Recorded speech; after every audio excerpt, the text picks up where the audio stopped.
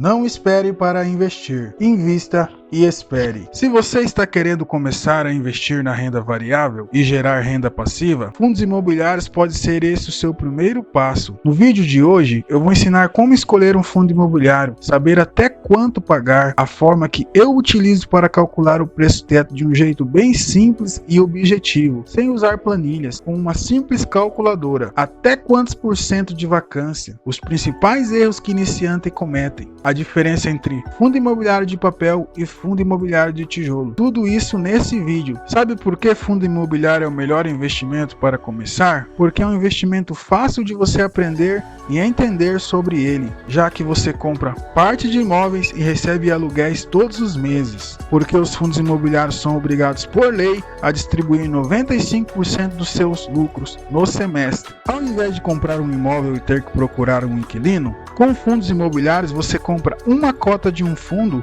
que pode custar menos de R$10 e você se torna proprietário de partes de grandes imóveis, como shoppings, galpões, que tem como inquilinos o Google, a Amazon, o Mercado Livre, lojas pernambucanas, entre outras grandes empresas. Investindo em fundos imobiliários, você tem diversificação em várias regiões do país, já que o mesmo fundo tem imóveis espalhados. E tudo isso administrado por um profissional, um gestor, que tem o trabalho de escolher bons inquilinos, o que nos dá uma segurança a mais na hora de investir nosso dinheiro. O número de investidores vem aumentando exponencialmente. De 2016 a 2024, cresceu 26.200%. E isso aumenta a liquidez do ativo. E você pode comprar e vender a qualquer momento pelo seu celular, basta abrir conta em uma corretora. Por exemplo, Nubank, Inter, Rico, sem custo algum. Além disso, vale destacar que as oscilações de mercado, se compararmos o índice dos fundos imobiliários, o IFIX, com o das ações, o Ibovespa, a média de oscilação do IFIX foi de 6,7%, já do Ibovespa foi de 22%. Então, os fundos imobiliários têm menos risco e um retorno interessante, isso em uma janela de tempo longa. É importante ao analisar, olharmos um período de tempo longo, 5 a 10 anos. Mas afinal, o cenário está para fundos imobiliários? Com a taxa Selic caindo, os investidores têm de vir para a renda variável, porque os títulos de renda fixa passarão a ser menos interessantes. E quando isso acontecer, temos que estar posicionados, porque automaticamente o preço dos fundos imobiliários irão subir e, consequentemente, os dividendos também. Essa é a visão que devemos ter de médio e longo prazo. É importante que se saiba que nós recebemos aluguéis por quantidade de cotas, então é importante comprar bons fundos imobiliários a bons preços. E com esse cenário de queda dos ativos, pode ser um momento crucial para escolhermos bons ativos a bons preços e termos um ótimo resultado na geração de renda passiva. Também vale destacar que os fundos imobiliários corrigem pela inflação e atualmente os dividendos estão com spread de 3,6 sobre os títulos do Tesouro, ou NTB, que significa a mesma coisa. O que significa spread? Spread é um prêmio de risco, já que os títulos do governo são menos arriscados, porque tem a garantia do governo federal. E a média desse spread nos últimos anos é de 2,6 e hoje está em 3,6, indicando que o prêmio está mais alto do que a média. E se você escolher bons fundos imobiliários, pode conseguir um spread maior, o que também indica que estamos em um bom momento para investir. Mas afinal, como escolher um bom fundo imobiliário? Vou explicar o meu passo a passo para vocês. A receita dos aluguéis deve ser no máximo 20% proveniente de um único inquilino, porque imagina só se o inquilino sai e só tem um inquilino. Já parou para pensar? Nesse caso, ficaríamos sem receber o aluguel, porque o fundo está totalmente dependente de um único locatário. Isso seria evitado se o fundo tivesse vários inquilinos, e para isso é importante o fundo ter vários imóveis. Então, a partir de 5 imóveis já é um bom número. Quanto mais, melhor. Porque imagina que acontece o que ocorreu no Rio Grande do Sul e o seu fundo imobiliário só tivesse um imóvel naquela região. Então, olhar a diversificação por regiões também é um fator importante. A vacância também deve ser analisada. O que é vacância? É o espaço vazio que impacta diretamente nos dividendos. Quanto menor, melhor. E um número que eu acho ok, até 10% está aceitável. Buscar por contratos atípicos, ou seja, contratos mais longos,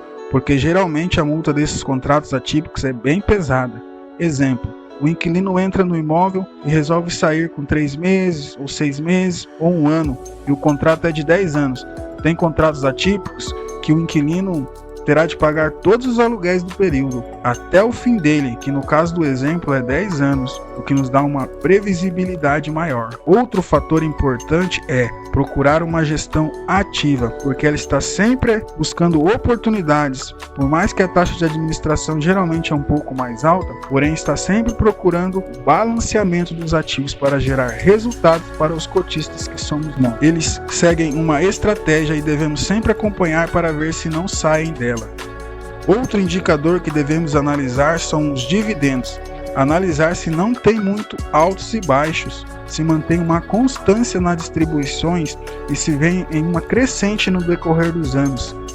Agora vou ensinar para vocês como eu calculo meu preço teto, até quanto eu devo pagar por um fundo imobiliário. Uma das formas de sabermos até quanto pagar é olhar para o PVP, preço sobre o valor patrimonial. PVP acima de 1 tá caro, PVP igual a 1 tá no preço justo e abaixo de 1 tá barato, mas isso funciona melhor para fundos de papéis, porque estamos comprando o patrimônio do fundo. Eles emprestam dinheiro e cobram juros atrelados a um índice, IPCA ou CDI, IPCA mais uma taxa ou CDI mais uma taxa. Quanto maior essa taxa, mais arriscado é. IPCA mais 3, menor risco, também conhecido como high grade. IPCA mais 9, risco moderado ou middle risk. Agora o IPCA mais 16, os high yield, já tem mais risco. Percebeu a correlação? Por isso eles emprestam dinheiro com garantias, como terrenos, imóveis. Quanto maior a garantia ou LTV, menor o risco, porque se o devedor der calote, o fundo vende as garantias para cobrir a dívida. Porém, em fundos de tijolos, o PVP pode não ser tão assertivo, porque imagina só, o fundo faz uma avaliação dos imóveis e os avaliadores falam que o valor patrimonial do fundo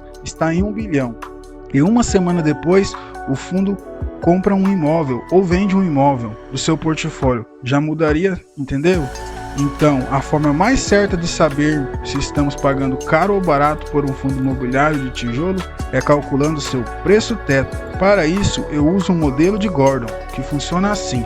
Pegamos a taxa do Tesouro IPCA 2035 e colocamos o spread. Lembra que eu expliquei lá em cima? Ou seja, colocamos um prêmio ao risco, que em fundo de tijolo pode ser de 2 a 4%. Como os fundos imobiliários de tijolo são reajustados pela inflação, pegamos só o prêmio da NTNB ou do Tesouro, que hoje no momento que gravo o vídeo é de 6%. Vou pegar o HGLG11 como exemplo. Ele está pagando 1,10 por cota, o que equivale a 13,20 ao ano. Colocamos um prêmio de 2%, então queremos receber 8% de dividendos. Pegamos o 13,20 e dividimos por 0,08 e teremos o nosso preço teto, que no caso de HGLG11 é de R$ 165.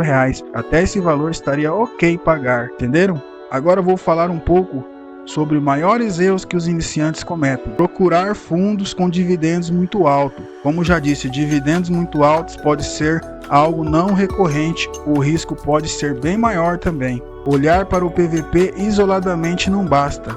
Temos que analisar todos os fundamentos que eu disse ali em cima, visando sempre o médio e longo prazo. Investir em fundos com um único ativo, ou seja, o monoativo, o inquilino sai e o fundo perde toda a receita. Obrigado a você que chegou até aqui, me chamo Vanderlei e esse foi o nosso primeiro vídeo do canal. Que esse conteúdo possa ter ajudado você a iniciar essa jornada. Se inscreva no canal, deixe o like, porque isso vai me incentivar demais a continuar criando os conteúdos. Deixe nos comentários ideias de vídeos que vocês querem que eu faça no canal. Obrigado!